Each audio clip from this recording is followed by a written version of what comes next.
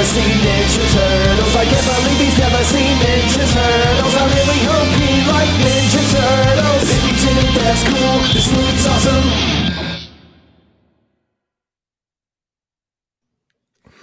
What is it about the Turtles, Joe, that makes them so cool and timeless? Why does the Foot Clan hideout look just so super rad and immersive? And how much radiation are these chemically mutated turtles putting out? Is April in danger? That's what I want to know. I have an entire note that's basically like, hell yeah, like cool kids skateboard hangout with smoking and stuff and poker. That's like the worst thing that can happen. First, can we talk about, did you just interrupt our beginning broadcast with your own broadcast? I did, yeah. It's anarchy. Typical 90s anarchy fashion. Let's look at all of those questions I posed and more on today's episode of the Uncultured Cinematic Universe. We are the podcast where two friends show each other movies, shows, and anything else that they absolutely need to see, hear, or experience. Today, we're looking at the often imitated but never to be outdone cult classic Teenage Mutant Ninja Turtles from 1990. I am your host, Justin, and with me, as always, is the uncultured Joe. Say hello, Joe. Hello, everyone. It is a new damn year. We're bringing a new energy to this. To clarify, it's still 2023. Yeah. But we've been doing this for a year. We celebrate our new year in September here at the UCU. Get behind it. And so we have completed 1 year of podcasting and are celebrating by watching radioactive reptiles. Or are they amphibians? What are turtles? I think turtles are amphibians. Do they do? Is it like a turtle tortoise thing? They do like water. Yeah, they can start in water. Yes, tadpoles. Yeah, they start in water and then they go to land. That is how an amphibian is defined. I learned that from Sesame Street a couple of weeks ago. Thank you, Sesame Street. Shout out, Jim Henson. Nice puppetry again. Coming back, always comes back, and we'll talk about Mr. Henson here in a second. But yeah, so as Joe mentioned, yes, this is marking the first year anniversary of starting the podcast. And we kind of wanted to shake things up a little bit and do something a little different. You know, if you follow us along, all 12 of you, every month we do sort of something like a little bit of a theme, either whether it's related to the time of year or the month specifically. And on the last episode, we got towards the end and we're like, what the fuck are we going to do for September? Labor Day movies, right? So we decided to kind of throw out the idea of like a wild card month theme session, which is something we're going to come back to over and over again. But this is the first foray into wild cards. They're not these two movies that that me and Joe are presenting to each other aren't really in any way connected, I don't think. Yeah, they might be, but it's just movies we wanted to talk about, and I think that's the crux of the podcast. It'll be fun to talk about the different ways that they may or may not be connected. But yeah, like Justin's saying, we'll probably end up just alternating in mini-series episodes with wildcard episodes, just so we can get in the movies that we want to talk about. So, for example, we'll do kind of a wild card month in September, and then in October, obviously, it's going to be back to horror-tastic, spooky season. Bit of a wild card again in November, and then Christmas season comes in December. So and then we'll see what happens in January. We'll just row with it, and we'll kind of keep giving you the hits. Yes, we will row our boats right alongside. Starting with Teenage Mutant Ninja Turtles. This radtastic movie from 1990 that I can't make heads or tail of. So, Justin. Yeah. No. It's not going to be bad. I swear. I've been such a downer on your movies lately, and I'm really ready to like dig in on this one because there's so much to talk about. There is absolutely so much to do it. So yeah, let's start talking about some of your first impressions.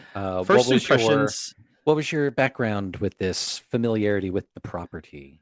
Yes, I am so aware that there's so much Teenage Mutant Ninja Turtle stuff out there.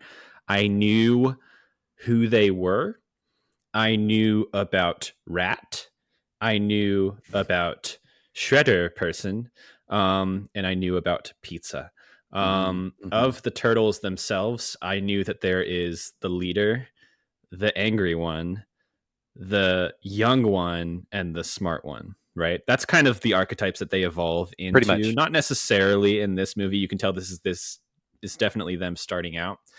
But I had never actually seen or like really like experienced Teenage Mutant Ninja Turtle culture.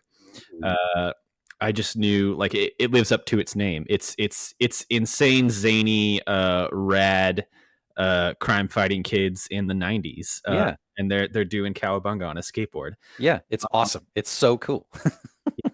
My primary thought watching this, I mean, I was aghast at so much of it, but I came out of it just thinking like, hell yeah, that this insane concept can spawn such a wide ranging franchise. Yeah. What an age that we live in. That Yeah. Like, have something called Teenage Mutant Ninja Turtles that literally makes millions and millions of dollars at the box office and yeah. has multiple movies associated with it. And I'm assuming TV shows. How did this start? Yeah. TV shows, movies, comic books, video games, you name it. All kinds of, all matter of, what was the term you mentioned a couple episodes ago? Not omni-channel, but it's like it's multi-channel. Oh, transmedia. Yeah. Right. It's, Yeah, everywhere. yeah. And, so this movie in particular from 1990 is really early, really early in the overall journey of it becoming this behemoth, um, you know, staple in culture, in modern culture. So hmm yeah, this movie is based on a comic book series written by Kevin Eastman and Peter Laird. Their names pop up, in the opening credits and in the end. Yeah, so this was the comic book was started as a parody of superhero comics at the time in the 80s in 1987. And you can kind of pick apart each word and you can kind of identify where it was. So like Teen Titans, the DC property, hmm that's where they got teenager from. The Uncanny X-Men, they are mutants, so like mutant. Uh, ninjas were featured very prominently in the Daredevil comic series with the Oh yeah. the hand and all that kind of stuff. So that's where they got the idea. And then they're just like, we need to attach it to some kind of creature that just fits at the end. It's just like, just fucking turtles, dude. Hang Um, on. Hang on. Is that why the evil group is called the the Foot? foot, yes, I was 100%. laughing so hard. I was like, why are they called the Foot? The Foot Clan. Yeah, it's based on the hand. Crime, karate, kung fu syndicate in Hell's Kitchen in the Daredevil comics. And that's That's exactly where it comes from. fantastic. Yeah, when I pull up this movie on Wikipedia to kind of like get my notes together, it does describe it as a superhero movie, which I never really considered that before, but I guess it is. Like they are superheroes. They have superpowers. Yeah, they're They're unassuming, like just regular they ass they turtles. can kick. They can fucking stand upright and kick and consume human food, and that's a Yeah. superpower in and of itself. And they can talk. hmm Edit here. 1984 was when the comic book came out, originally in black and white, hmm due to the budgets that Eastman and Laird had. Um, but if you look back at some of those old comics, it just adds such a neat aesthetic. They all kind of, the turtles look the same. It's not the iconic, split into the four specific colors. hmm But they all kind Oh, of look, they all look exactly the they're same. black and white, but there's subtle differences. Obviously, with their weapons that they have. Um, Yeah, but yeah, the weapons and the colors are the clear indicators here. But like, there's stuff where like Raphael's a little taller, Michelangelo's a little shorter. shorter, Donatello's like kind of the skinny one, Yeah, and then uh, who's the other one? Leonardo is Leonardo. he's the average of all of them. He's the leader. He's got everything. Yeah, it's a neat look at archetypes and character traits and that kind of stuff. hmm Like you mentioned at the top, there is the definite like leader trope. There's the hothead trope. There's hmm like the tech smart mechanical one, and then just like the loosey goosey, played for comedy kind of a thing. Fourth archetype, which is really neat. And I think that's something that they've definitely developed. Like I haven't even seen the movies since this movie, but I know that absolutely becomes a thing. Especially we are we're in September of 2023, so Mutant Mayhem is still in theaters I somewhere? think it is. Yeah. Did it just leave? I think it's still in theaters. The Seth Rogen and I can't remember who else co-produced with him, but yeah, the latest iteration in the pantheon of Teenage Mutant Ninja Turtles. Yeah, super cool. I haven't seen it yet. It's gotten fantastic reviews. It's like animated in the same style as like Across the Spider-Verse. Yeah, right. And one thing that I know that they did that was really cool that I thought was awesome that is that they got actual teenagers to do the voice acting of these Teenage Mutant Ninja Turtles. It's not adults, well, clearly in their 30s, trying to sound young or try to sound hip. It's like, no, these are actual kids doing it, which is so cool. Adults, and my jaw was on the floor. Corey Feldman is a voice of Donatello in this movie. Donatello, like, it's amazing. Not even credited. I was so confused at the end because I was looking it up as I was watching. I was like, who are all the voice people on this? I gasped. Call back to our fucking Gremlins episode. Yep. And Corey Feldman just always pops up. They don't credit him. They credit the body actors in the credits at the end. So it's interesting. Yeah. Let's get in. We'll get into that. So let me before we get into like the overview and all the stats and things like that, give me more further first impressions. From the opening scene, you're like, all right, I'm sitting down, I'm letting this movie wash over me. What's going through your brain as this movie starts? It feels very much like a classic Justin movie. I mean, call that the premise of our podcast, if you will. It's got the same level of like puppetry and sets. It called back a lot to Little Shop of Horrors to me. Remember when we talked about how like even these grimy sets of New York look, they're kind of ones that you want to explore and kind of play around in. Yeah. Like I want to like take a tour through these. I'm assuming they're sets. I'm assuming they didn't like empty out New York City to film this. You never know. You can never tell. But yeah, like the sewers, all the set pieces, the rooftop, the thrift shop that April lives on top of is so like lived in and homey. The farmhouse, like I love the farmhouse sequence. It's so cool. Like all these sets are so interesting and so really, really like well developed. Like you said, like you really just want to go there and see them. Yeah, the sets are cool. I thought my main note coming out of it was like it was interesting to look at the character arcs in this movie because it's almost not about the turtles. I mean, obviously, like they are the main focus of the movie, but in terms of like whose story we're following, it's kind of about April in a way. She's and then obviously she's the one who has like a beginning, middle, and end almost. Like the turtles are essentially the same at the beginning of the movie compared to the end, and that's maybe where I wanted like a little bit more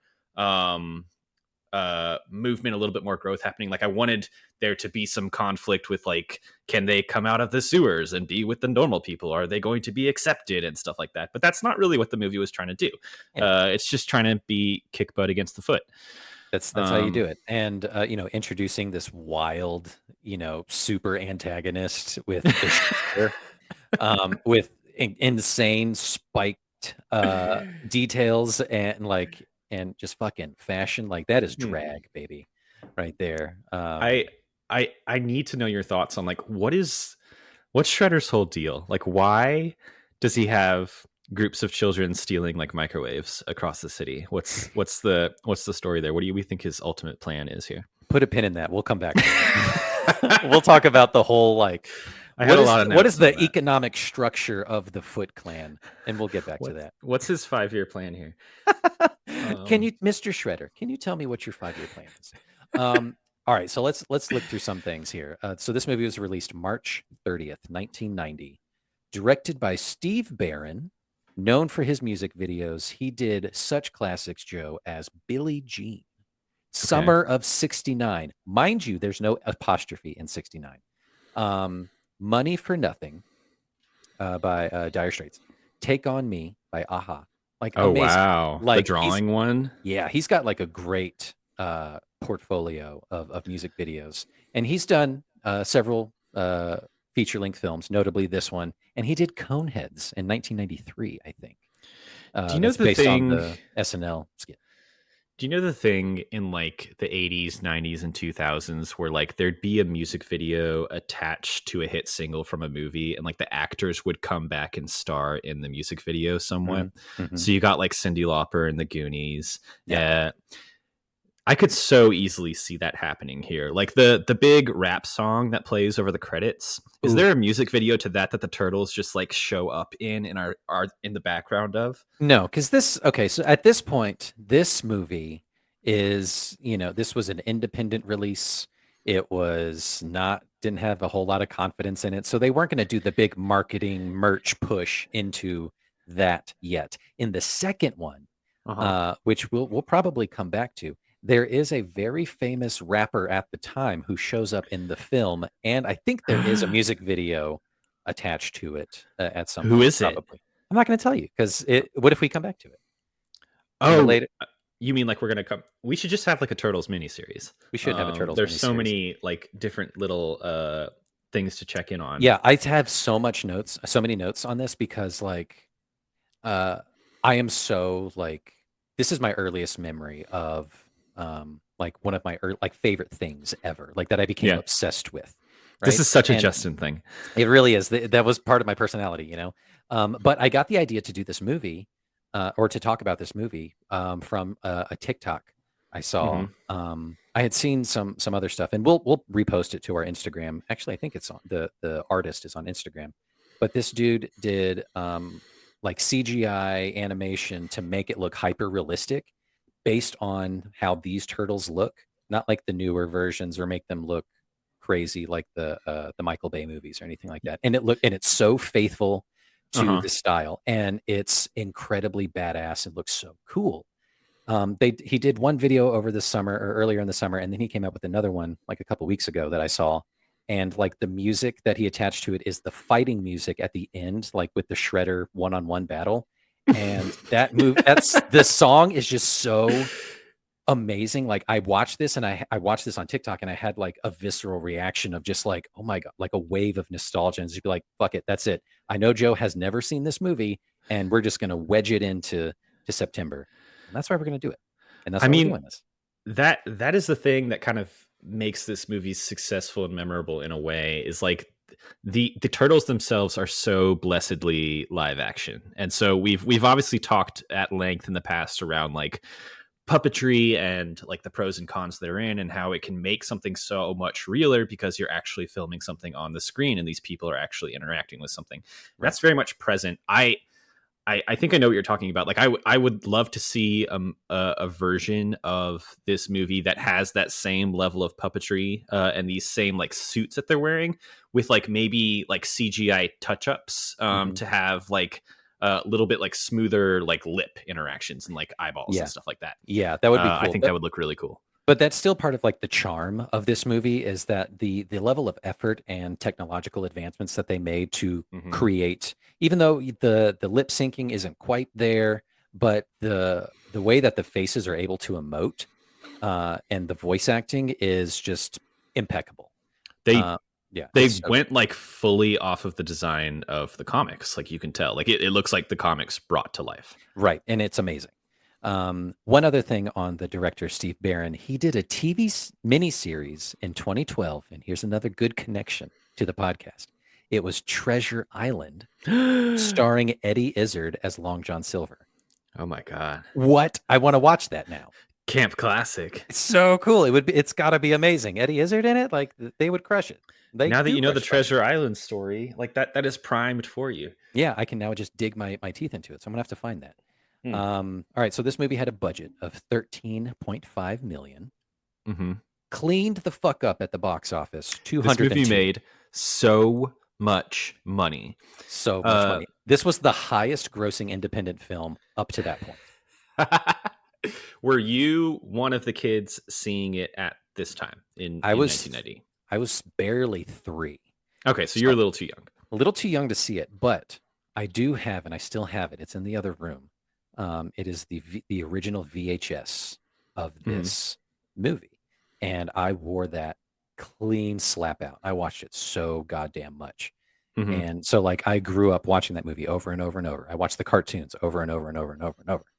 Um, so yeah, like that's like my totem, my Inception totem is Yeah. this very real VHS tape. Yeah, even having like not seen these movies, Ninja Turtles is something that was like ambi-present for me throughout like the 90s and 2000s. Like it is such a part of culture that like these characters are iconic in a way. Yeah. And even more so now that they stand for the different like archetypes like we were talking about that they stand for. Mhm. So you not only have this group, you have individuals within the group that can each have their own conflicts, and like each one is now recognizable as, you know, the leader, the big one, the the smart one, the Yeah. zany one, all that stuff. Yep. And you know, we'll touch on like some of the individual kind of um, character arcs that they go through. There are hints of it. And had Hmm. this movie been a little bit longer or kind of toned down some other stuff and kind of focus more on the turtles' growth, there were some really good bits in there that will come circle back around to. So Just imagine like the year of Happy Meal cups that you could get off of this movie. God, Like so many Ninja Turtle plastic cups from McDonald's as so many, collectibles. so many. Like, I think this, like, after this movie came out, like, that's when the media marketing machine came out of just like, we need Ninja Turtles everywhere. This is Like Happy Meal culture. toothpaste, happy, yeah, oh, 100% Happy Meal culture for sure. Yeah, so this movie stars Judith Hogue, Elias Koteas, and did you catch it? Did you catch a young Sam Rockwell? Oh, I have. Is that Sam Rockwell in all caps in the middle of my notes? Yeah. Yeah, dude. Yeah. A baby Sam Rockwell looking cool as fuck as Yeah. like just a punker kid. He's Very like cool. punk leader number one. Yeah, right.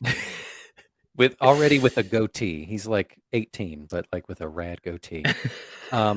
So those were like the main human actors, but of course had an incredible host of talent for voice and puppeteering, martial arts stunt performers, and facial assistants.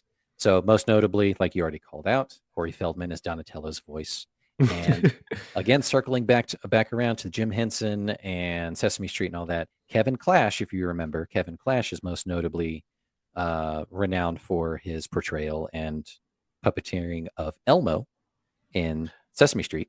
He was the voice Oh. and lead puppeteer of Splinter, the rat. Splinter, whose name I thought was Shredder for half of the movie until they said his name. But that's cool. I thought the Splinter puppet, in a way, was the most effective. Like Yeah. the emotion being portrayed out of this like gross looking rat thing. Like I love Splinter at the end of this. He's so like wet. The wetness. Oh, he's so like damp. It's just like damp fur and like like mucus coming out of yeah. his eyeballs. And it's so like, and that's what makes it really convincing in his claws. And even all the turtles have sweat and stuff like that. And that's what like really sells it for me. It's just those little details. But yeah, so all four actors who were the in suit turtles also appear as cameos. So in the movie. So Oh. David Foreman, who was puppeteering bodying Leonardo, shows up as a Mhm. gang member, one of the gang members of the Foot. Michael Sisti, who did Michelangelo, was the pizza delivery guy at the beginning. Fun. Leif Tilden, who did Donatello, was a messenger of the Foot, one of the messengers. And then Josh Pice, who did Raphael, is the passenger in the back of the taxi. When when he's Raphael, like, "You're going to LaGuardia, right?" yeah, it's like, what the hell was that? Looked like a really big turtle in a trench coat. You going to LaGuardia, right? So you're going to LaGuardia? It's so New York. I love it. But that's super cool. Yeah. I thought that was really neat that they let them, of course, like you can't see their face, but give them a little bit of screen time. Super cool stuff. So I already touched on a little bit of the history of the comics. Started in 1984 with wild success, black and white. In 1987, this is where I got my years mixed up. That's when they struck the license deal with Playmates Toys for Uh-huh. the very first Teenage Mutant Ninja Turtle action figures. And it was estimated about $1.1 billion in toys were sold between 1988 and 1992. Not a small number. Good time to be in the business. All right. Yeah. Those toys were promoted alongside the 1987 cartoon which came out first. So the comics in 84, cartoon in 87, live action movie in 1990. So this is like prime time for that exact cycle, because you have this, you have stuff like Transformers, you have like G.I. Joe, all doing that same like toy to cartoon to live action. Let's make money all along the way and keep these kids happy. Let's make money, baby, with cheap plastic. That's cheap that's plastic. Let them choke. Fuck them. It's another $1. So the TV show, or the cartoon TV show ran from 1987 till 1996. The tone was shifted to more lighthearted silliness compared to the comics, which were grounded a little more dark. There's like blood and stabbing and actual using of the weapons versus just like silly, like slapstick kind of stuff, which they experienced a little bit here and there. Okay, so here's the main thing. Bringing it right back around to Jim Henson's Creature Shop. These turtle costumes were developed by Jim Henson's Creature Shop. And I believe it. This was one of Jim Henson's very last projects he did before he died shortly after the premiere. So he got to see it. He got to see it through, but he died shortly after. So this was the last thing he had his hands in. He said these were the most advanced like puppets he had ever worked with. And you can see it. The technical workings of like the face that they were able to do, they were able to dial in so many unique movements and expressions, and by use of like some kind of special rig where a technician would be wearing a helmet to like capture the lip motion, and then like another guy with the remote control, and then obviously the puppeteer wearing the thing. Crazy stuff. So the head, like there is a human head in the head, we're thinking, right? Like it's kind of wearing it over, and then like there's gears and stuff at play there. I think, okay, so like if you can imagine from my neck down, I'm wearing a suit, the turtle suit, and then like a VR headset, think of like that's like connected with like a bunch of wires and shit like out the back. Yeah, that's the turtle head, and that's connected to so many gears and connections, and people are doing that. They were probably like, thank God for this shell. Yeah, where we can hide everything. Yeah. But yeah, so the movie borrowed a lot from the early comics, as well as the 1987 cartoon run. So there was like storylines from the comics, and then obviously the color coding from the TV show, and love of pizza, and like quippy kind of stuff. You get some of that, like that Spider-Man vibes. Like so many quips. It's so quippy. It's so good. But I love every single one of them. Every line that they spout is a hilarious banger. The one that I wrote down in amazement was, and I thought insurance salesmen were pushy. He screams that out like during a fight. How do you think of that? They're just armed and ready with just like, if someone punches me in the face, I'm going to say like something face related.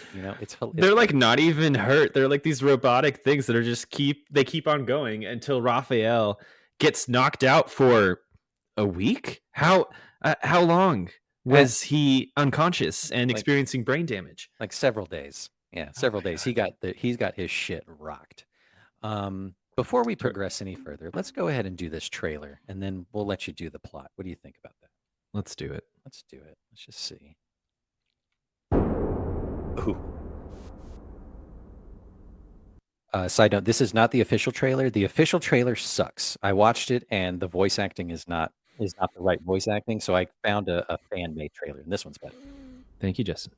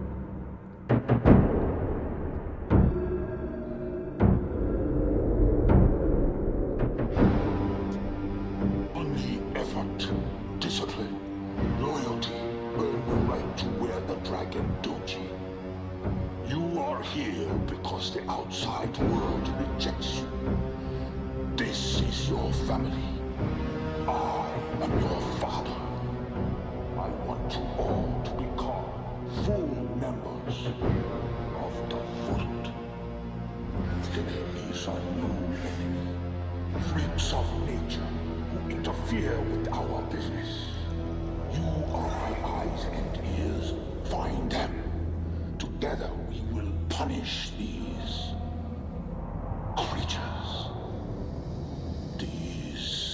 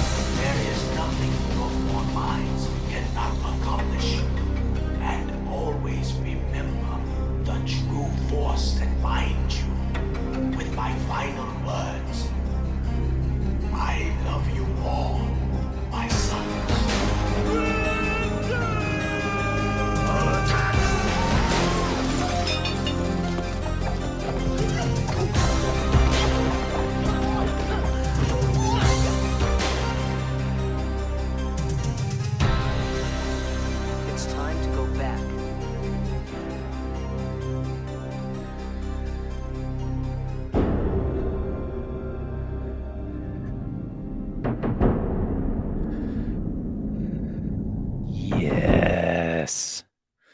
It This rules movie, so good. this movie's so insane. It is bonkers. I decided while watching that video, I want that tattoo. The scene where they kind of walk up and they're like, it's time to go back, and they're like in silhouette At the uh, farmhouse. at the farmhouse. It's so iconic and powerful. So cool. I It's love this. very artfully done, yeah. Okay, so I do when we go back eventually and watch the second one and the third one and the remakes and all this kind of stuff, you'll come to really love and appreciate this one because this one is the Batman Begins to the other ones are Batman and Robin, Batman Forever, silly, Adam West, silly camp. So the other ones are sillier and campier than this one, you're saying? 100%. This one has dark, gritty, like interesting camera angles and cinematography. It's so great. Joe, I'm going to give you 60 seconds on the clock, Oh, I don't know. Okay. and you are going to provide for me the plot to Teenage Mutant Ninja Turtles from 1990. Okay. Are you ready? Here you go. On your mark, get set, I go. Okay, April O'Neil is the only reporter in New York in the 90s. She is investigating a crime syndicate made up of teenagers run by a older ninja named Shredder. She runs afoul of them and is saved by 4 mutant ninja turtles who she becomes friends with. The turtles live in the sewers and are kind of adopted by a giant rat named Splinter. April teams up with the turtles and also a hockey themed guy named Casey. Splinter gets captured by Shredder. They have some backstory. And so April, the turtles, and Casey go and rescue him. And they convince Shredder's army of teenagers to band against him. And then they have one final showdown with Shredder after multiple fights with his ninja army. And they eventually just defeat Shredder. And then April gets a better job and kisses Casey. And that is it. And they're on a farm for some reason for a while. To heal. Well done. You did it. 1 minute. Like you were vamping at the end. It's a very simple, easy to understand plot. Yeah, Turtles are hanging out. it is. Their dad gets kidnapped, and it's kind of like a reverse Taken, and then they gotta go get him out. Even though they don't rescue him, he just shows up at the end. Yeah, like he okay, I did leave out the little kid subplot where one of the kids kind of has a couple therapy sessions with Splinter while he is kidnapped, and they kind of bond over that, and the kid eventually lets him go, and then the people just don't stop them.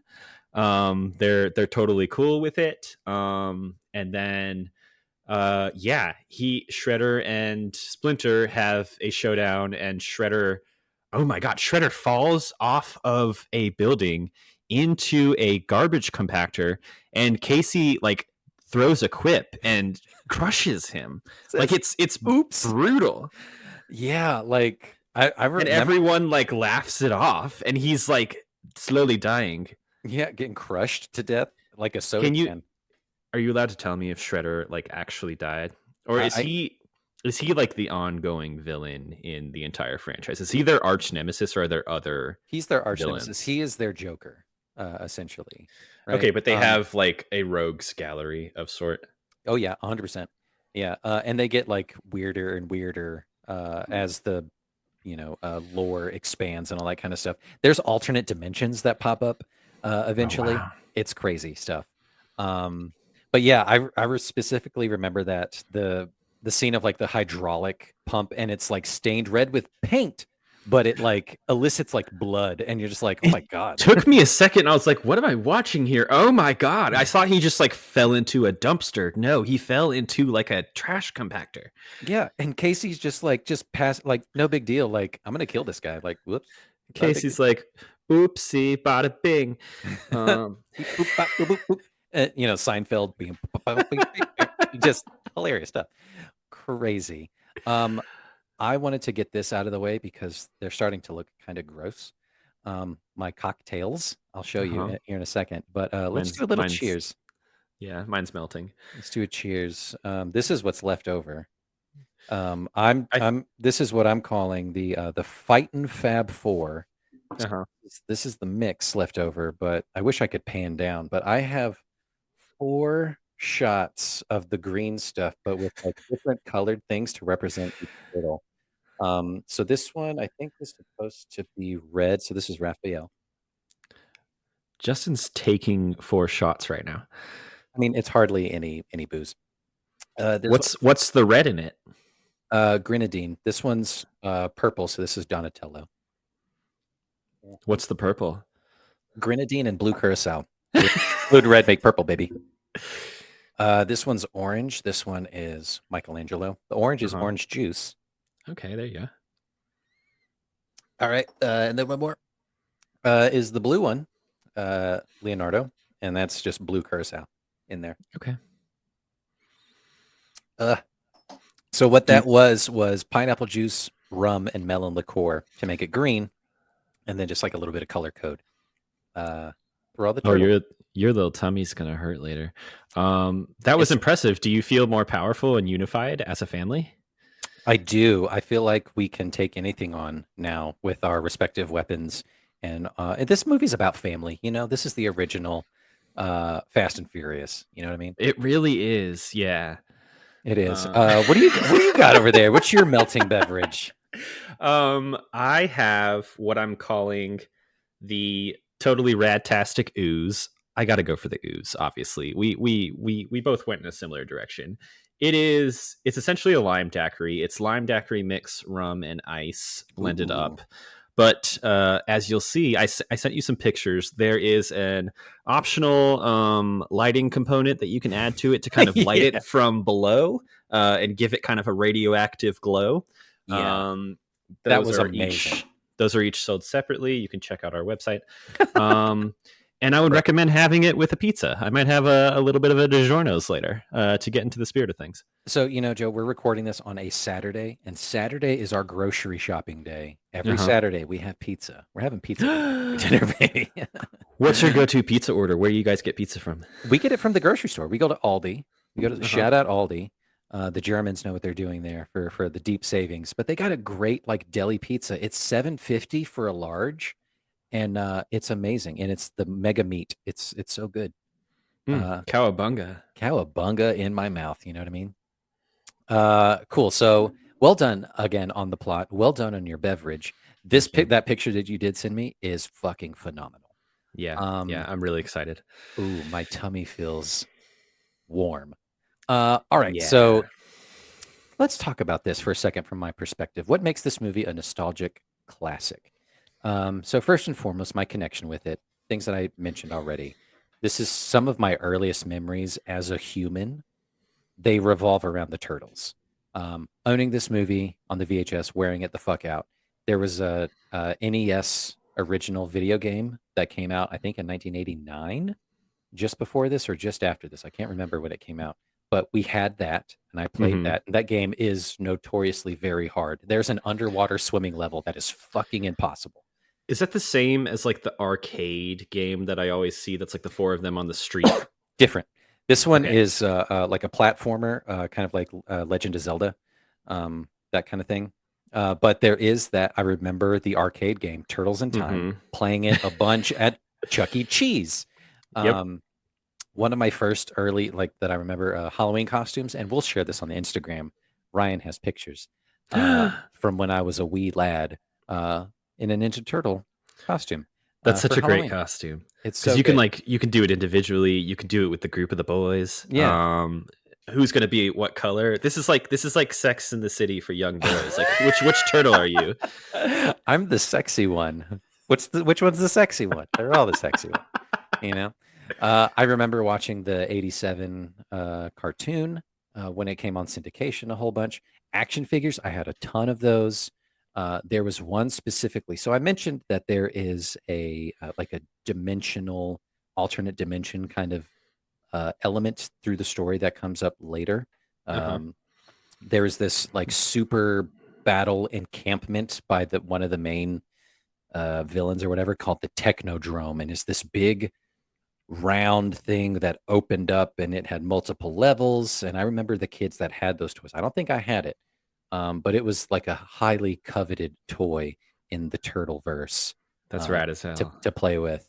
And this last note, I almost got to see them perform live. Let me explain. Um, this was at the height of their popularity in the early 90s. There was like a spin-off that briefly did a live tour. And I'll see if I can find videos. It is incredibly campy, really bad. Their makeup is awful. They're really sparkly. Um, but I'm pretty sure what I was going to see was a cheap knockoff because it got rained out. And like, what concert gets rained out? That's not in like a real place. But I remember being like 5 and being super bummed that I was going to go see Ninja Turtles perform and like play guitars and stuff, but it rained out. Okay, hang on, because when you said perform live, I'm picturing, ninja action stuff. I'm picturing even Turtles on Ice. They're actually playing instruments. You're saying, like, are they a band in the comics or anything like that? No. This was just like a pure spin-off thing of just like them just like singing songs about like kicking shell and eating. It feels like time. they should be a band. They totally could. There's like a whole van thing where it's crazy.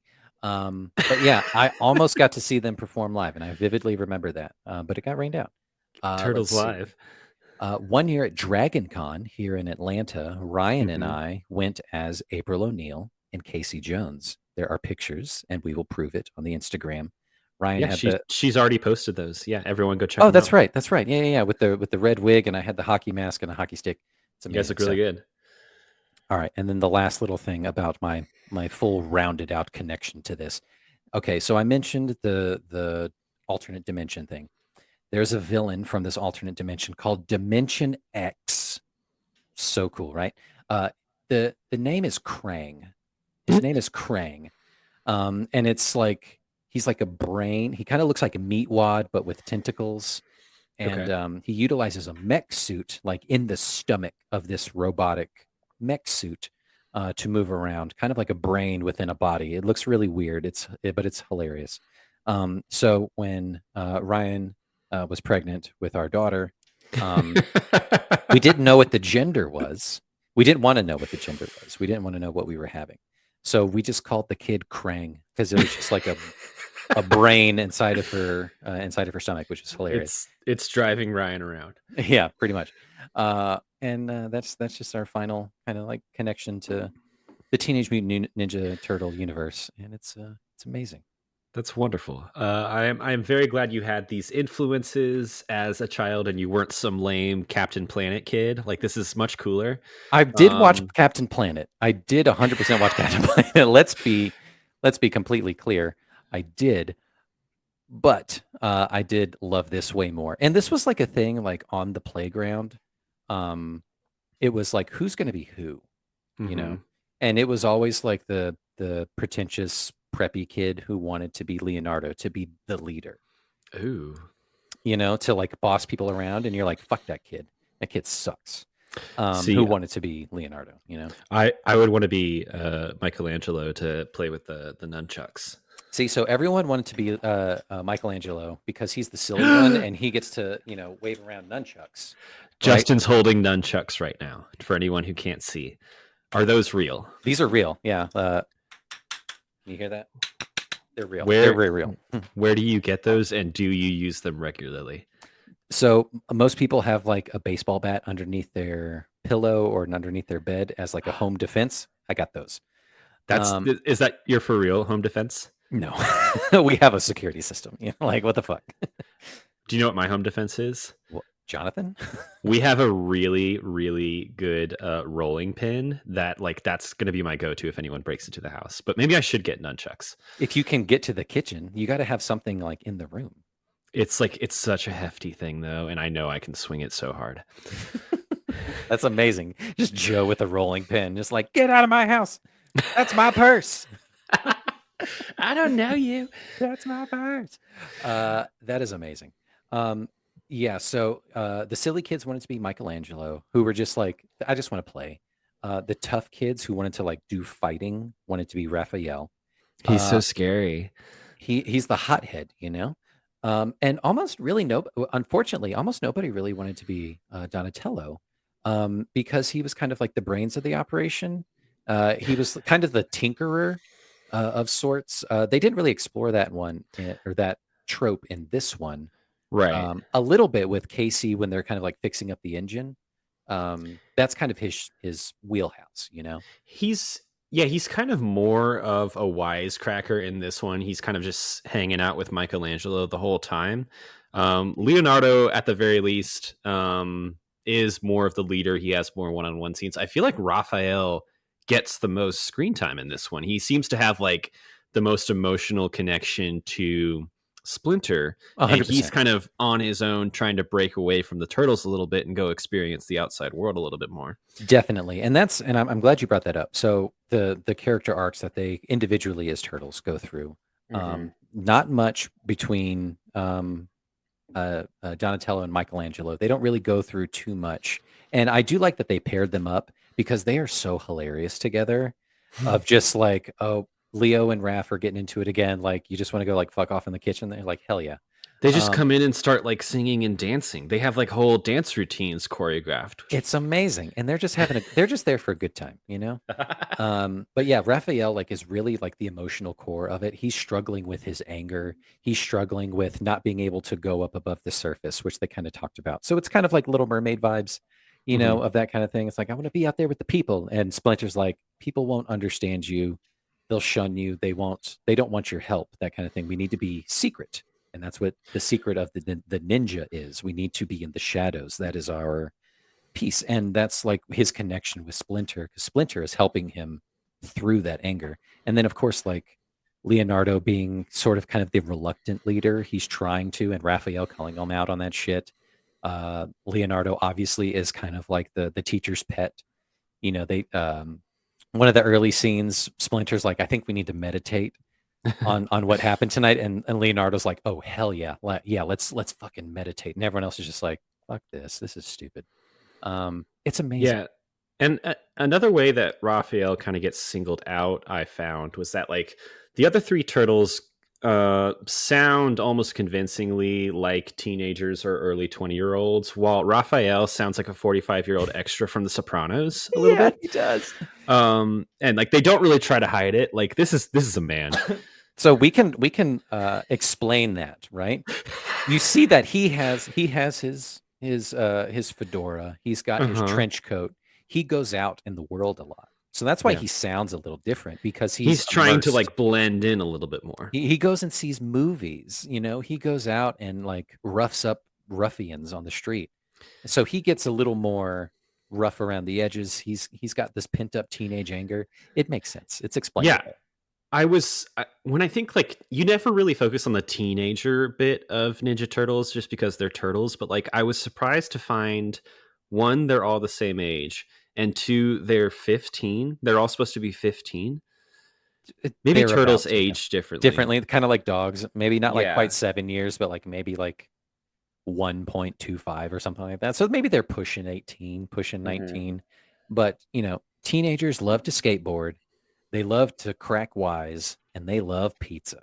You know, Yeah. that's what a teenager makes. You know what I I mean? mean, it really does boil down to this at the end of the movie. They have some moments where it's like, are they trying to flirt with April, and is April also trying to flirt with them? But that doesn't really come to anything because Casey comes in, is Oh, very forceful with April, and then they end up excuse me, kissing at the end of the movie, um, even though he looks like he smells like ass. so bad. Like He's he's wearing never the taken a same shower in pants. his life.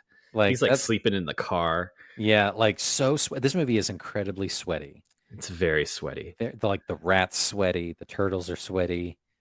This is like Gotham vibes. Like the people are gross and disgusting. Like, and like you talked about with Little Shop of Horrors, you know, Skid Row is just one borough over to New Yeah. York where they are, and it's not that far off. It's just dirty, grimy, gritty, and you love it, but it smells like BO and cut onions, and that's fine. Um, but yeah, It's like like Elias Koteas is just so like on the edge of charming and douchebag uh-huh. that like you just love to see their interaction. The sexual tension between he and April is just, it's so palpable. It's great. And the turtles just like play into it. It's so great.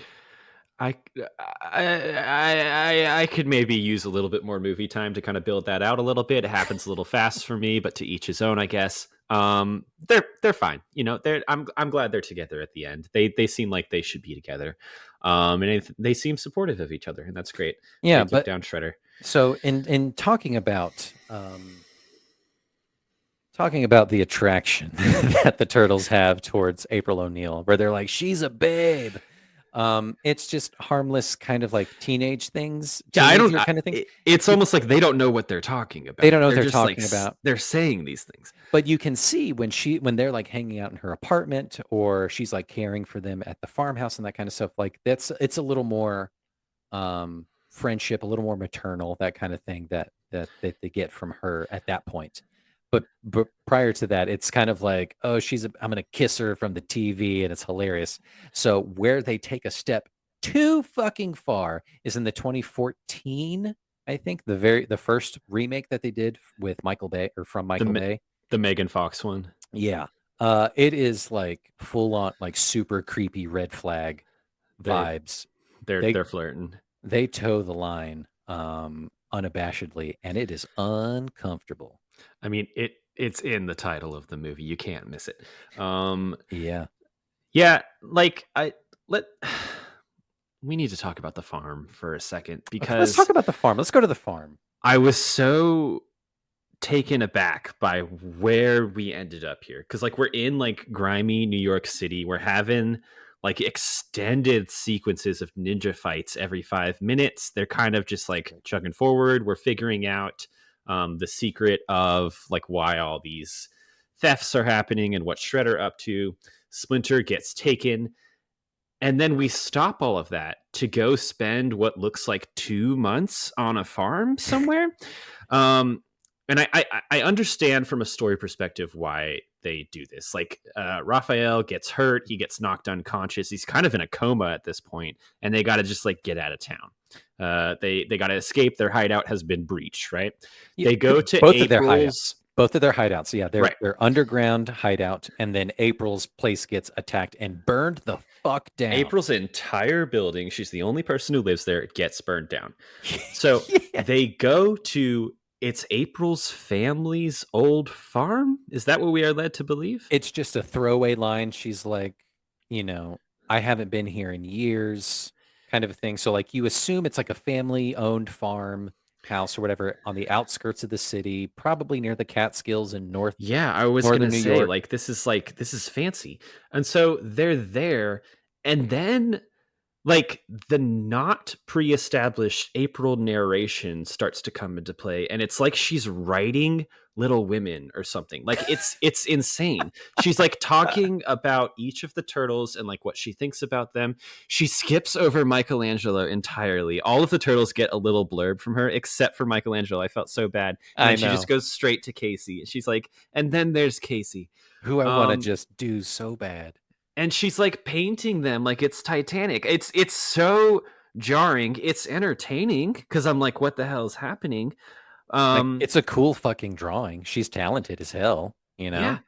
I will give you this. Like, it leads up to Raphael wakes up. The turtles have to kind of come back together to figure out their plan for Splinter, which did lead to the emotional climax of the movie for me. Like, I truly was not expecting them to start meditating. They see Splinter in kind of like a Force ghost vision type thing. Yeah, dude. And then he like ends it and he's like, the most important thing is that I love you guys.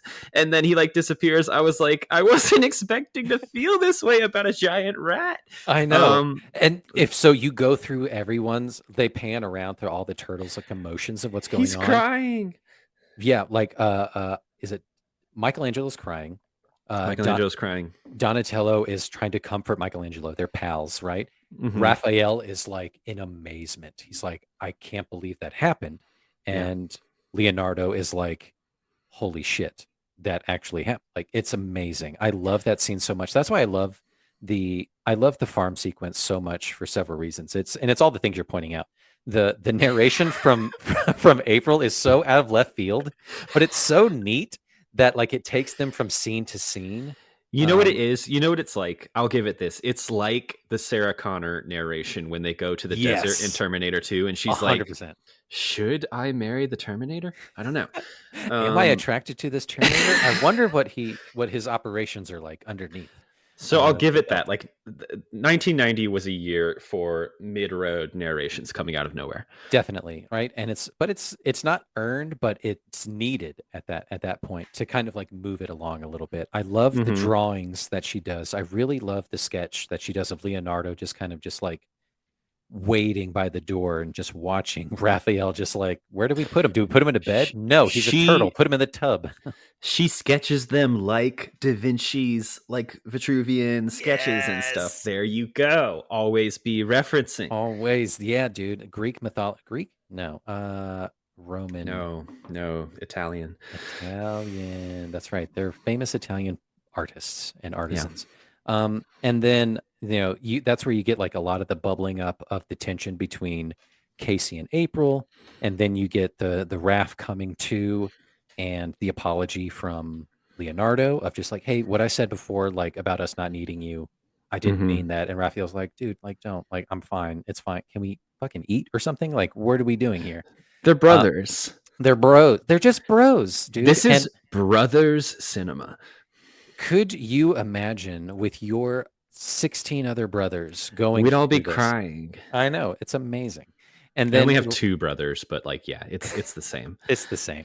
And then yes, the emotional climax of the fire scene and the force ghost of it all. Like it's so far-fetched and out of place really, but it fits with just like the just ninja meditation kind of thing. It makes sense. It's grown on me. I will accept it. And then just the training sequence that they have just like out in the field is so cool. And then it leads up to that scene that I talked about where they walk up in silhouette and they're just like posed just so fucking cool. And they're like, it's time to go back. So, I mean, like, it's probably been several days, at least less than a week, because Casey Jones hasn't started to grow stubble yet. So they weren't out there that long. They just needed time to regroup, right? Yep, they're at the farmhouse, and then they decide to go back, and they what do? They just kind of show up on a rooftop and fight Shredder. How do they get to Shredder? They go back to their lair underground to kind of just like pick up the pieces and kind of pick up the trail of the foot. The kid. We haven't Danny, talked about the little rat face kid this entire time. Danny, or it's just Dan now. It's just Dan. I'm grown, Dad. Dan. All right. It's hilarious. Yeah, so April's boss's son is part of the kid gang, and the relationship, the boss to subordinate relationship is blurred at best, and it is he's just like uncomfortable. strolling into her house with his kid whenever he needs to talk to her. Yeah, it's like, don't you need to work? Or like, Yeah. what is going on here? Crazy stuff. And yeah, so yeah, they go back there and they stumble upon Danny there, but then the rest of the foot comes in and they're trying to chase them out, and then it just like ends to the climax. And that's why they're like, they didn't know who Shredder was. That's Mhm. when they end up on the rooftop. They're like, who the fuck is this guy? And then like, let's just kick his ass, Seabass. Like, let's go do it. They do kind of make fun of his name. I think one of the limitations of the puppetry in this movie, and because it's just the 90s, is the fight scenes do seem a little claustrophobic. I would have loved to have had more Space, I guess. space, smoother move. It always feels like they're fighting in a 5x5 box, like I want them to be like doing skateboards off of the wall and stuff in a big thing. Like I want them to be on skateboards more, So honestly. Like I want it to be outside. I want to be able to see them. I want them to be doing cool ninja shit instead of like doing just cool ninja shit. they are. I just So you got to come back to the practicality of it, that these are Right. dudes in heavy, bulky suits. And that's why, like, when you see them skateboard fighting, like through the tunnels, it's like Mhm. shots of like their feet to show, like, all right, they're skateboarding. And then we're going to do a wide pan shot of just generic skateboarding and like swinging a thing to like hit somebody. So, like, it Yeah. can't be as dynamic. And claustrophobic. I'm glad you brought that up. So like jujitsu, kung fu, all that kind of stuff, like is all about close proximity fighting. And that's where I think like this succeeds. It's not, wide expanse, just like a mess of characters just swinging fists and stuff. You want to see some of the close-ups of the spin kicks, Mm-hmm. of the roundhouses, of the punches and stuff like that. And it's supposed to feel claustrophobic. And I think that that plays into just the fighting style because it is supposed to be close quarters. And I think it's to the movie's credit that the fighting moments shine most for me when they're doing things that are like specific to like turtle physiology. Like he like spins around on his shell, or he like dodges by like putting his head down into his shell, Love that and then he shot. just like screams out, "I love being a turtle." It's Um, so good. that's where it's more successful to me. I wanted more. I want more of it all. You know what? I just had this hilarious thought in my head. I would love to see the reaction of like a new recruit to the Foot Clan who has like, what are we fighting? We're gonna go fight like Okay, all right, whatever. I don't know what that means. And they show up to the fight and they're just like, "Ah! What am I fighting here? This is horrifying. Green Devils. This is terrifying." Uh, Hilarious stuff, Mm. Um, I want to talk about some iconic scenes and lines that pop out to me, and then we'll round off here with the end game and final thoughts. Uh, we already talked about what the heck was that? Looks sort of like a big turtle in a trench coat. You going to LaGuardia? It's so good. I always knew this quote in the back of my lizard brain, but I didn't know what it meant until like very recently. Probably on this most recent rewatch. It's like, you like penicillin with your pizza? Oh my god. And I was I like, wrote oh, I that down. get it. I get it now. I I didn't don't know what get it. penicillin. So it had mold on it. Mold. That's where penicillin comes from. Penicillin comes from mold. Um, it was an old Oh. moldy pizza. I And didn't so I didn't connect that the pizza was moldy. Danny was like, I've been down here for a couple days. I ordered some pizza a few days ago. It's probably still here. And they're like, "Oh, yes, let's go find it." And then it had molded all over already. Penicillin. I'd I never didn't got that. catch it. But That goes so many levels deep. I wrote down what on earth is the penicillin on the pizza bit. that's where penicillin comes from, baby. I'm glad. Uh, you already talked about the I love being a turtle. So cool. Cowabunga. I made a funny from Mhm. Splinter at the very end. Great. The final rooftop fight scene where they're kind of like taking turns fighting against Shredder is so cool. You get some of their ideas, the ideals of like their fighting style. Mhm. Um, Raphael kind of like dives at him because he's just kind of like a hothead. He doesn't think before he acts. Mhm. Um, Donatello's kind of going up at him with his staff to try and be like strategic with it. Not happening. Michelangelo's just kind of going and swinging, and Leonardo's really is the only one who's really trying to like fight him, but is still bested by the Shredder. Yeah, it's the dumbest way to fight him. They should have like combined. Why This, did they go one at a time? This is yeah, so. I they're I kids. truly appreciate the fighting style, though. Yes. They're kids. They don't get it.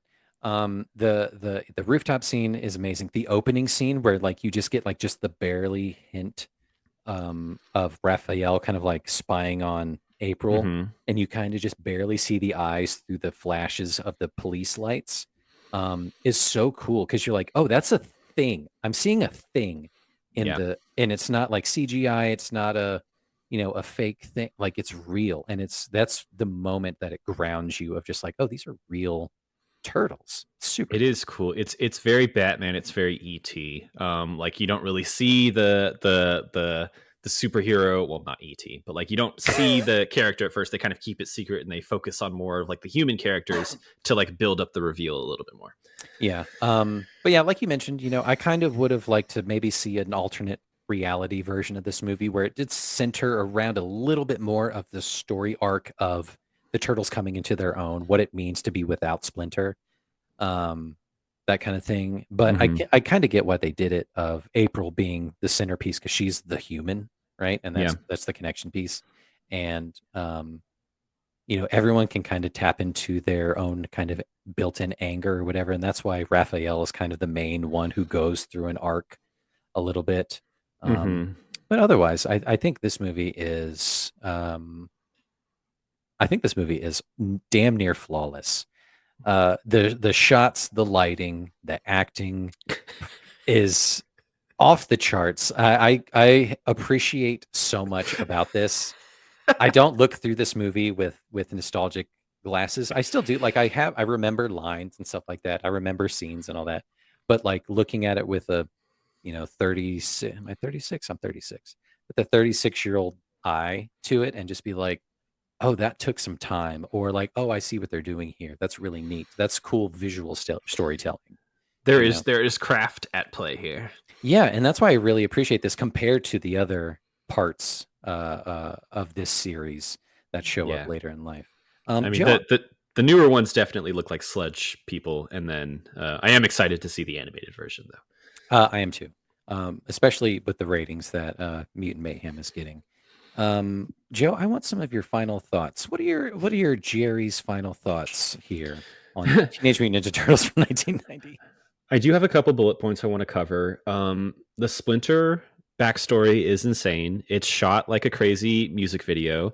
All of the flashbacks in this movie are like bathed in shadow and like spotlights on characters, Which is awesome. which I kind of love. The Splinter backstory essentially boiling down to a man wanting his girlfriend to come with him and his rat to America. Dark, Classic romance love story. classic, but like dark as shit. So, the rat being in a cage and also learning ninjutsu. He keeps saying like the art of ninja. Like, is that an actual fighting style? I don't think so. So I took karate when I was Right. like 6 for a couple weeks, Mhm. and I don't think ninjutsu never came up. Okay. It's fine. It's fine. It's Mutant Ninja Turtles. I'll let it pass. And then I do want to circle back to like what is Shredder's Deal? like what is Shredder's what are the metrics that Shredder looks at to determine success and let his shareholders know that he's doing all right? What are we doing here? So he's Besides, I will add providing a kind of safe and well structured after school program for these kids.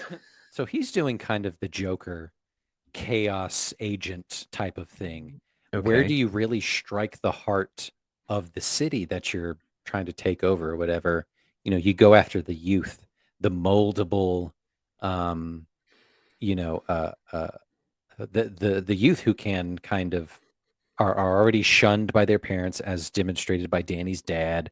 Mhm. You know, they're very impressionable, that kind of stuff. So he goes after the youth to build his Foot Clan of fighters, of thieves, to rob and kind of like keep the police busy, kind of a thing. Like they didn't go super deep into like the machinations of like what the Foot Clan is or what the main driving forces behind Shredder is.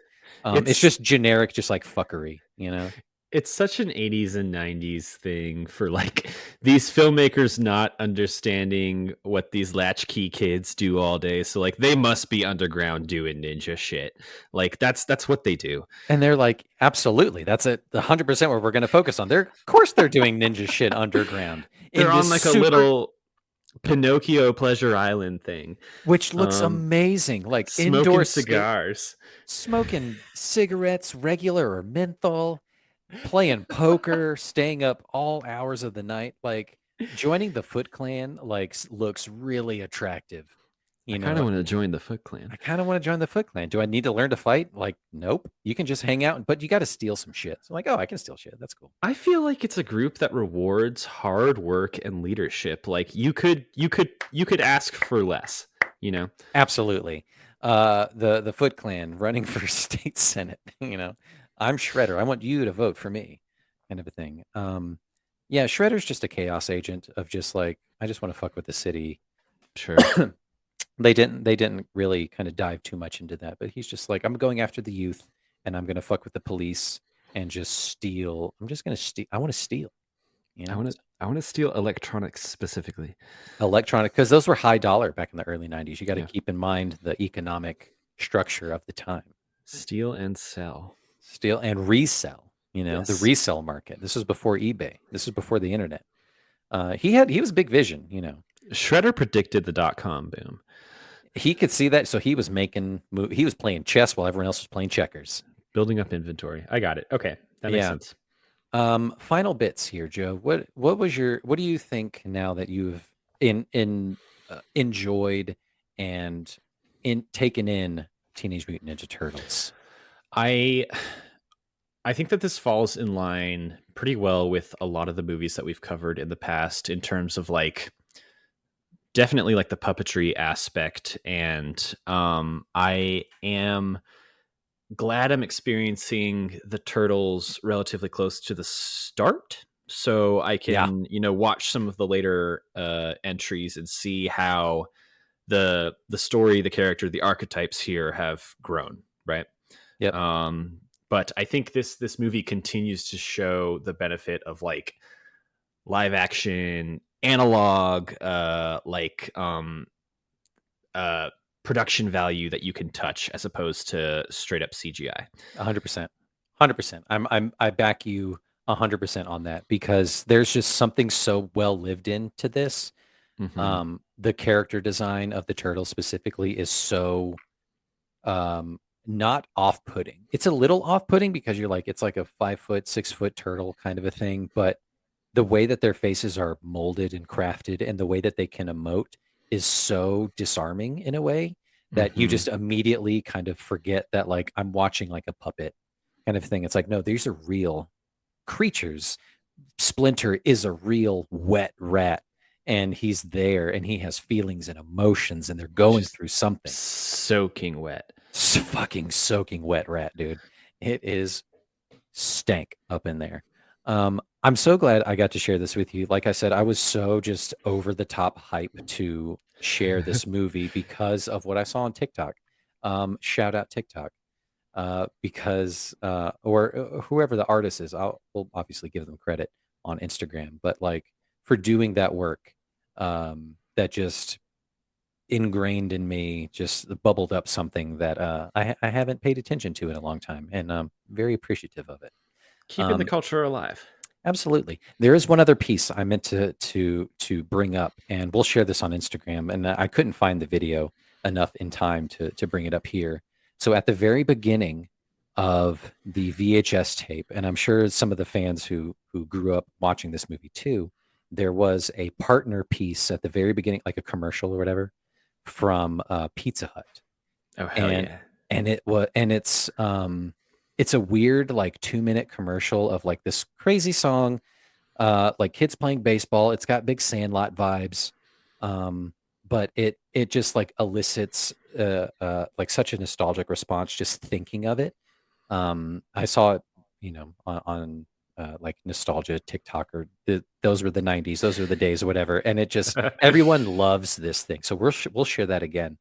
But little known fact, so that at the beginning of the VHS tape, which sold like gangbusters, Pizza Hut at the beginning, the in movie pizza is Domino's. Big miss, Oh, big swing and there's a miss by so Domino's. much Domino's in this movie. I was like, they had Domino's in the 90s? Yeah, big swing and a Um, miss. Yeah, and that's before their pizza was good. They were shitty pizza. yeah. Anyway, Joe, we did it. That was Teenage Mutant Ninja Turtles. Let's find our way to the end games. I hope you are ready for this. I've never been readier. There were lots of ninja movies in the 90s. So many fucking ninja shows in the 90s. We really loved ninja culture in the 90s. Let's go kick some ass, Joe. Time for the games. So if you'll notice, Joe, that was the exact same fucking song from the intro that I threw in to the tune of the Teenage Mutant Ninja Turtles theme. Joe, this is 90s ninja shows and movies, as described in the song. The early 90s, specifically the early to the mid 90s, were replete with ninja, Yep. kung fu, karate movies and television cinema all over the place. So I'm going to describe to you a very real TV show or movie that came out in the 90s that gives heavy Teenage Mutant Ninja Turtle vibes.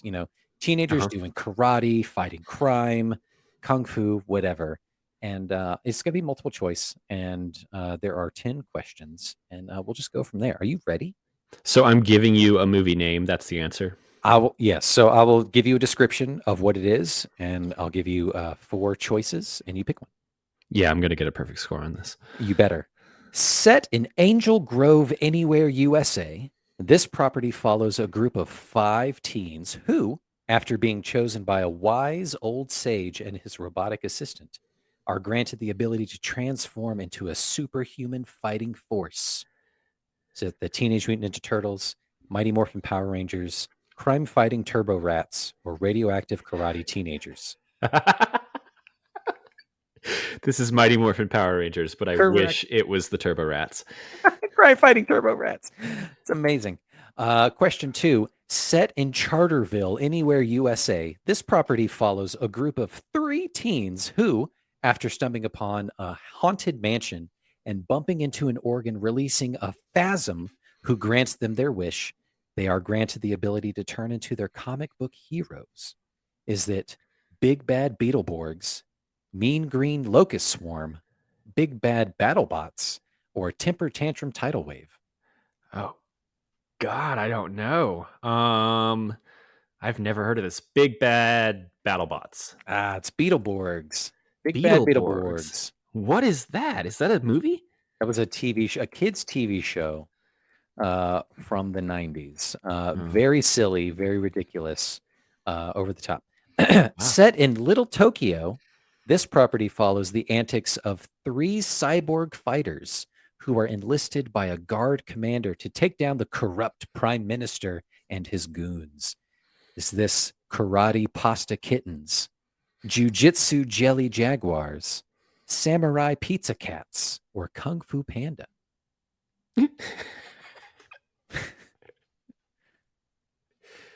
What was the second one again? Jujitsu Jelly Jaguars. I guess it's Samurai Pizza Cats. That's correct. Oh my God, these sound completely made up. They're very real. Okay, question 4. Set in Earth Realm, this property follows a group of fighters who are chosen to compete in a tournament against Outworld, a dark realm who wants to take over the Earth Realm. Is it Street Fighter? Is it Mortal Kombat? Is it Tekken? Or is it Kung Fu Panda?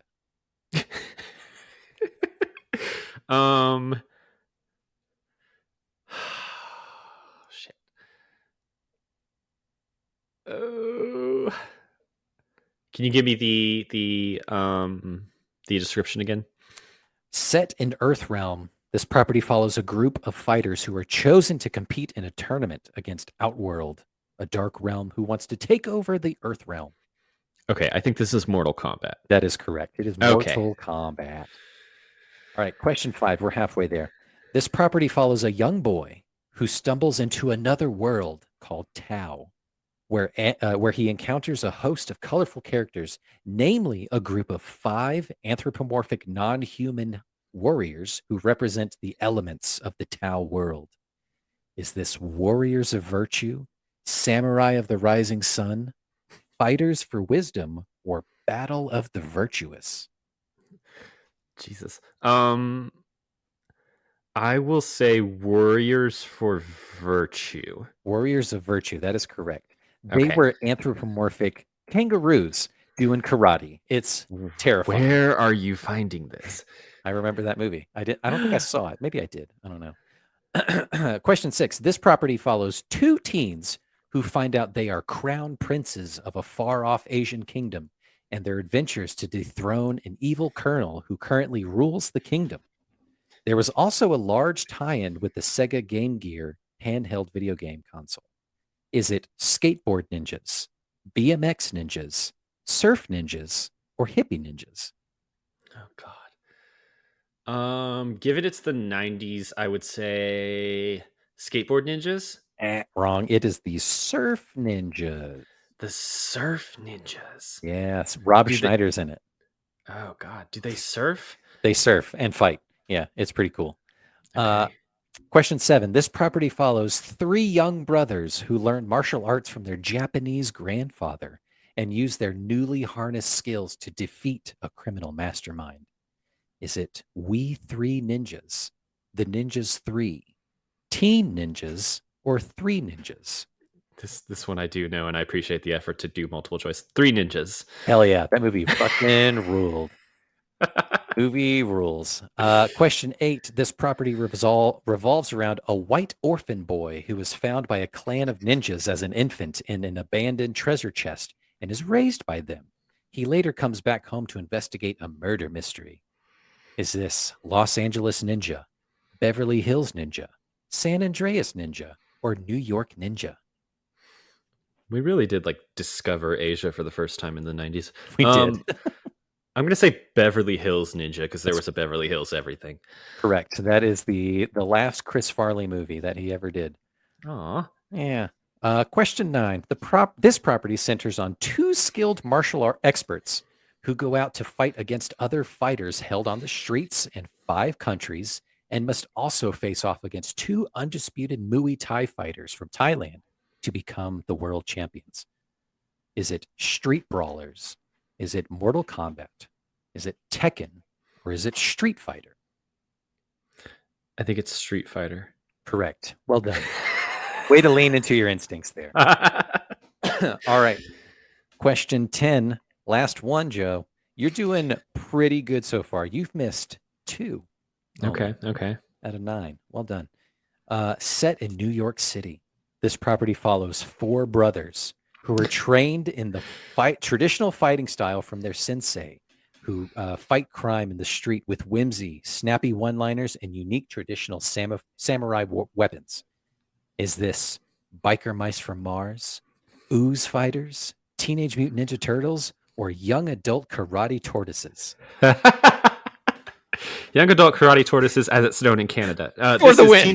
Teenage Mutant Ninja Turtles. Locking Damn it right. in. Damn right. You got an 80%, Joe. Well done. Not bad, B.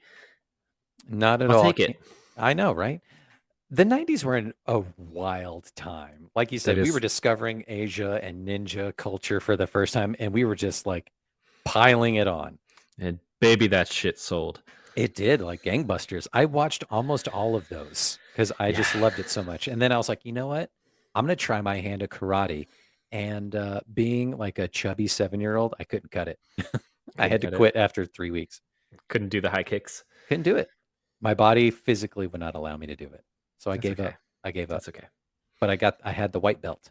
So it's like more anti-establishment of you to not do karate, ultimately. It's the ultimate Ninja Turtle thing to do is to quit karate while you're ahead. Yeah. 100%. Joe, that was Teenage Mutant Ninja Turtles.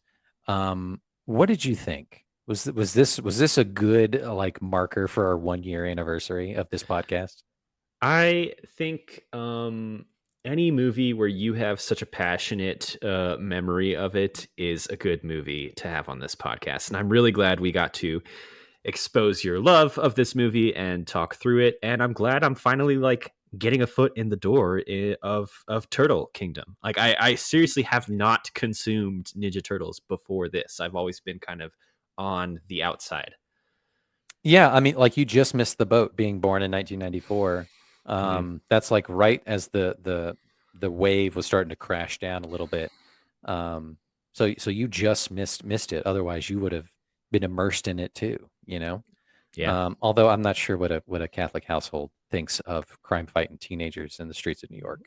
Oh, they would have been fine. They're in the Bible. Fighting demons. Yeah, I love it. So Joe, next week, or not next week, but the next episode, I guess, of this wildcard series is your pick. What are we doing next time? Yeah. So I was taking a look-see at my list of movies that Justin hasn't seen, and we noticed that the only Studio Ghibli movie that you have seen is Spirited Away, correct? Correct. And so in time for all of the Miyazaki talk these days, as he releases his latest quote unquote masterpiece, as it's being called, I'd like for us to take a look at a movie that I didn't necessarily love at first, but has really grown on me since. And I really want to talk through it. It is Howl's Moving Castle. Ooh. We're going to have much to talk about. Much to discuss. It is a visual landscape of imagery and story. I can't wait. We do so few animated features I know, I'm really excited. on this one, but they are all yours. So I'm really excited to do that because the only other Miyazaki, Studio Ghibli piece that I'm familiar with, barely, is Kiki's Delivery Service Hmm. and My Neighbor Totoro. Hmm. But I haven't seen any one of those other than just Spirited Away, which of course just blew my mind when I saw it as a early 30 something. So I'm excited to see this one because I know literally nothing about it. Is there a Yeah, castle and does it howl? Who's Howl? And keep it why do that they? way. Yeah. So I'm excited for that. So keep an ear out for that one. In the meantime, we're going to be sharing, myself as a young child dressed as Donatello, um, and other things from Dragon Con and Krang Pictures and super cool cocktail shots that we got. This shot that Joe got is fucking amazing.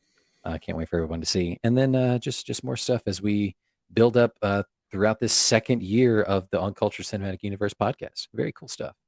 Very excited. All right, y'all. Well, we'll stay on the lookout for new updates. Be sure to like, review, and subscribe wherever you get your podcasts. Check us out on YouTube, Apple Podcasts, and Spotify, wherever you get your pods that are casted. And we'll catch you guys later.